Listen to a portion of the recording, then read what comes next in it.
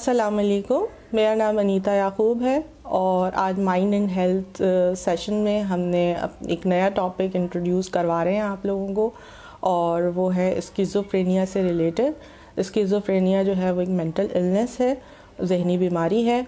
और आज हमारे साथ हमारे बहुत अच्छे गेस्ट स्पीकर आए हैं, डॉक्टर रिजवान अली, और ये यूएसए में होते हैं, इनकी यहाँ पे वो प्रैक्टिस करते हैं। और आज हम इनके बारे में जानेंगे कि स्किज़ोफ्रेनिया जो है वो क्या है, और जानते हैं डॉक्टर साहब से। हेलो, अस्सलाम वालेकुम। बहुत शुक्रिया आपका, आपने हमें इनवाइट किया यहाँ पे, और बहुत इम्पोर्टेंट टॉपिक है, इस पे बात होनी चाहिए। शिज़ोफ्रेनिया जो जिस तरह से हम यहाँ पाकिस्तान में कहते हैं, बाहर इसे स्किज़ोफ्रेनिया कहा जाता है। क्रॉनिक मेंटल इलनेस है, जैसे डायबिटीज़, ब्लड प्रेशर, ये लाइलाज मर्ज़ हैं, लेकिन मुस्तकिल दवा लेने से मरीज़ ठीक रहता है। इसी तरह शिज़ोफ्रेनिया के अंदर भी बहुत सारे इलाज हैं जो अगर वक्त पे डायग्नोसिस ठीक हो और इलाज सही से किया जाए तो शिज़ोफ्रेनिया के मरीज़ बहुत बेहतर और अच्छी और प्रोडक्टिव ज़िंदगी गुजार सकते हैं। अच्छा डॉक्टर साहब, आपसे हम ये भी जानना चाहेंगे, क्योंकि बहुत से लोगों को ये भी है कि स्किज़ोफ्रेनिया के क्या इम्पॉर्टेंट्स मेन सिम्टम्स क्या होते हैं जिसकी वजह से हम इसको डायग्नोस कर सकें। क्योंकि अक्सर हमारी सोसाइटी में ये भी समझा जाता है कि जिन्नात या इस तरह के कोई असरात हो गए हैं या कोई ऐसी चीज़ हो गई है जिसकी वजह से उनके माइंड को कंट्रोल किया जा रहा है पेशेंट के। तो ये आप हमें ज़रा बताइए कि क्या ऐसे क्या सिम्टम्स हैं जिसकी बेसिस पे हम डिफरेंशिएट कर सकें। Schizophrenia usually early stages of life में शुरू होता है। मर्दों में थोड़ा जल्दी शुरू हो जाता है, औरतों की बनिस्बत तो लेट टीन्स और अर्ली 20s में मर्दों में शुरू होता है, और औरतों में 20s और लेट 30s में ये फुल ब्लोन स्किज़ोफ्रेनिया देखने में आता है। सारी दुनिया में इसकी शरह 1% है, 1%, यानी 100 में से एक शख्स को स्किज़ोफ्रेनिया हो सकता है। इसकी अलामात में बहुत सारे पॉजिटिव सिम्टम्स हैं, जिसमें हेलुसिनेशंस हैं, आवाज़ें आती हैं, और जो भी हमारे हवासे खमसा हैं 5, उन सब के अंदर एबनॉर्मेलिटी पैदा हो सकती है, महसूस करना, सुनना, सूंघना। तो वो अब जब आवाज़ आती है तो ये ऐसी ही बात है जैसे किसी को कोई इस तरह का एक्सपीरियंस हो रहा है जो रिलीजियस एक्सपीरियंस से मिलता जुलता होता है, या लगता है कोई जिन है जो हम पर तारी हो गया है, या कोई और ऐसी मखलूक है जो हमसे बातचीत कर रही है। तो इसमें लोग पीर फ़कीर और मज़ार और तावीज़ गंडे और इस तरह की चीज़ों में बहुत सारा वक्त ज़ाया करते हैं, जिससे मरीज़ की हालत मज़ीद बिगड़ सकती है। तो बेहतर ये है कि उस वक्त डॉक्टर से मशवरा किया जाए।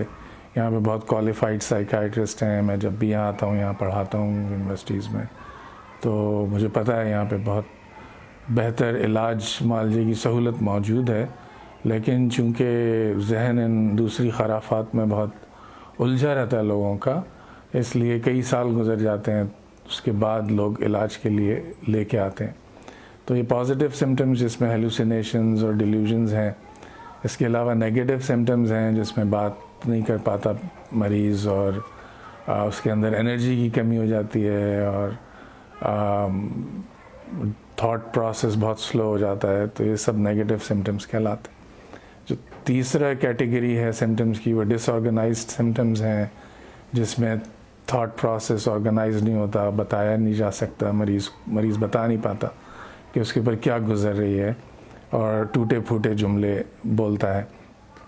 लेकिन ये सब अगर डायग्नोस ठीक हो तो स्किज़ोफ्रेनिया ख़ासी हद तक, अगर हम उसे कैटेगराइज करें 1/3 कैटेगरीज़ में, तो 1/3 तो 100% दवाओं से ठीक हो सकता है और लोग वापस प्रोडक्टिव ज़िंदगी गुजार सकते हैं।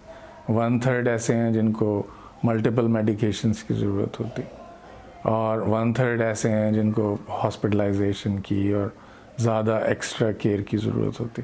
लेकिन इलाज सारी तीनों कैटेगरीज़ का मुमकिन है। तो इसके लिए अर्ली डायग्नोसिस और प्रॉपर ट्रीटमेंट बहुत ज़रूरी है।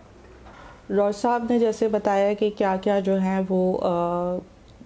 है वो सिम्टम्स होते हैं स्किज़ोफ्रेनिया के, बहुत अच्छा एक्सप्लेन किया।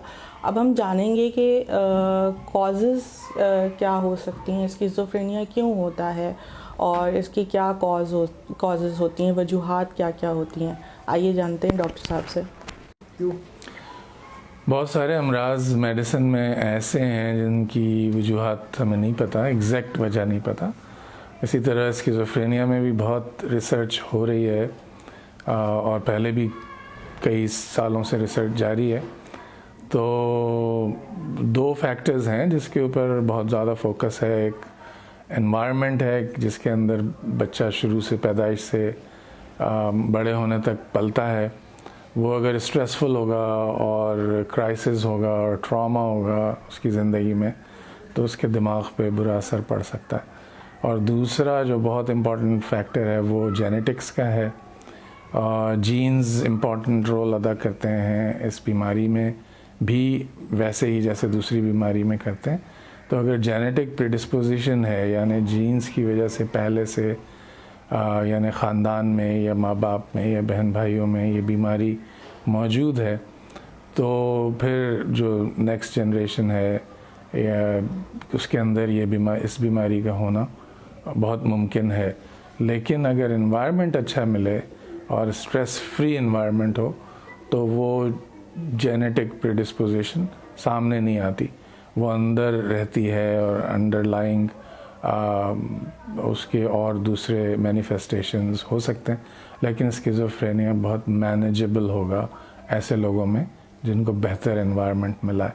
तो यही 2 फैक्टर्स हैं जिसमें से कभी एनवायरनमेंट प्रोमिनेंट हो जाता है, कभी जेनेटिक्स प्रीडोमिनेंट होता है। लेकिन कोई एग्जैक्ट कॉज कि ये खाने से स्किज़ोफ्रेनिया हो जाएगा और इस परहेज से स्किज़ोफ्रेनिया की बचत हो जाएगी, ऐसा नहीं है। एनवायरनमेंट अगर बेहतर हो और माहौल खुशगवार हो तो स्किज़ोफ्रेनिया के सिम्टम्स सामने नहीं आते। अब हम जानेंगे कि क्या पॉसिबल ट्रीटमेंट जो है वो स्किज़ोफ्रेनिया का होता है, क्योंकि बहुत से लोग ये बात नहीं जानते कि स्किज़ोफ्रेनिया को किस तरह से मैनेज करें। और वो बहुत सा टाइम, जैसे डॉक्टर साहब ने बताया कि वो बहुत सारी ऐसी चीज़ें करने लग जाते हैं जो गैर ज़रूरी हों, जैसे मज़ार पे जाना और और दूसरे अमलियात वगैरह करना, इसमें लग जाते हैं और अपना टाइम ज़ाया करते हैं और पेशेंट की हालत और बिगड़ती जाती है। तो हम जानते हैं कि क्या पॉसिबल ट्रीटमेंट होना चाहिए पेशेंट के लिए जिससे वो बेहतर फील कर सके। आइए जानते हैं डॉक्टर साहब से। तो साइकाइट्री में आपने सुना होगा bio psycho social treatment plan बनता है। तो उसकी बाकी अमराज में शायद इतनी अहमियत ना हो जितनी स्किज़ोफ्रेनिया में है। तो बायो का मतलब बायोलॉजिकल ट्रीटमेंट जिसमें दवाइयाँ हैं। अब पहले तो 1-2 दवाइयाँ होती थी जिनसे इलाज करते थे, अब तो बेशुमार दवाइयाँ हैं। फर्स्ट जनरेशन एंटीसाइकोटिक्स और सेकंड जनरेशन और हाई पोटेंसी और लो पोटेंसी। तो उसकी बहुत सारी चीज़ें हैं जो डॉक्टर अपने जहन में रखते हैं जब प्रिस्क्राइब करते हैं। तो दवाइयाँ मौजूद हैं। सबसे पहले तो अगर डायग्नोसिस ठीक हो तो एंटीसाइकोटिक मेडिकेशंस की बहुत ही इम्पोर्टेंस है और सबसे पहले उनको इस्तेमाल किया जाता है। फिर साइकोलॉजिकल ट्रीटमेंट जो है उसमें थेरेपी है, जिसमें कॉग्निटिव बिहेवियरल थेरेपी है, सपोर्टिव थेरेपी है, एजुकेशनल थेरेपी है। बहुत इम्पॉर्टेंट है कि फैमिली को एजुकेट किया जाए और उनको वो रिसोर्सेज दिए जाएं जिसके ज़रिए उनकी अपनी भी तालीम हो और पता चले। कैजुअली हम बात करते हैं मेंटल इलनेस की, हर तरह की मेंटल इलनेस अगर इंक्लूड कर ली जाए तो ऑलमोस्ट 30% पॉपुलेशन जो है वो मेंटल इलनेस से गुज़रती है, जिसमें एंजाइटी सबसे ऊपर है, डिप्रेशन उसके बाद है, लेकिन और दूसरी सब्सटेंस अब्यूज़ जिसमें अल्कोहल वगैरह शामिल है। तो शिज़ोफ्रेनिया बहुत ही नीचे आता है 1%। लेकिन अगर किसी एक शख्स को भी फैमिली के ये आर्ज़ा लाहक हो तो सारी फैमिली डिस्टर्ब हो जाती है और सारा जो केमिस्ट्री है वो तितर बितर हो जाती। तो इसलिए फैमिली की एजुकेशन बहुत इम्पोर्टेंट। तो ये साइकोलॉजिकल ट्रीटमेंट हुआ, इसके बाद वो सोशल एस्पेक्ट है जिसके अंदर रिहैबिलिटेशन है और पेशेंट को दोबारा से वर्क फोर्स की तरफ लेके आना है, क्योंकि अर्ली स्टेजेस में होता है लाइफ के, इसलिए एजुकेशन भी मुतासर होती है, ट्रेनिंग भी मुतासर होती है। तो लोग यूजुअली जॉब के अंदर इस तरह से परफॉर्म नहीं कर पाते जैसे बाकी लोग करते हैं।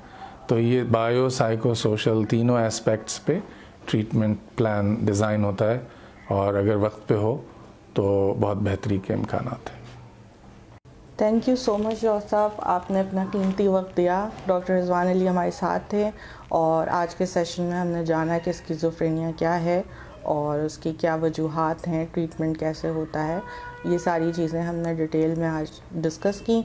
और मज़ीद वीडियोस देखने के लिए आप हमारा चैनल सब्सक्राइब करें। अगर आपने बेल बटन प्रेस नहीं किया तो प्रेस करें और हमारे चैनल को सब्सक्राइब करें। हम फिर हाज़िर होंगे नेक्स्ट वीडियोस के साथ। अल्लाह हाफ़िज़।